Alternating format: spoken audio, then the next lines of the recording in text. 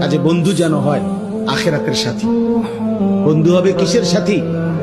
বন্ধু হবে আখিরাতের সাথী, বন্ধু হবে জান্নাতের সাথী, বন্ধু হবে নেক কাজের সাথী। ঠিক আছে ইনশাআল্লাহ? নেক কাজের।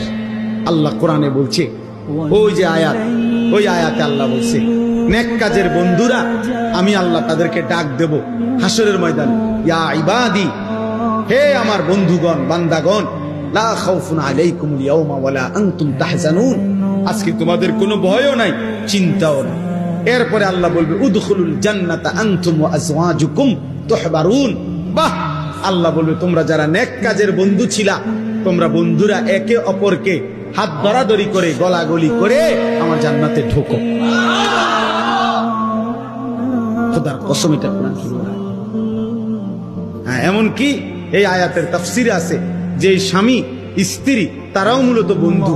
যদি তারা একজন আরেকজনকে নেক কাজের সহযোগিতা করত, স্বামী স্ত্রীকে নামাজের জন্য উঠাইছে, স্ত্রী স্বামীকে নামাজের জন্য উঠাইছে, স্বামী স্ত্রীকে নেক কাজের দিকে ডাকছে, স্ত্রী স্বামীকে নেক কাজের দিকে ডাকছে, এরাও বন্ধু।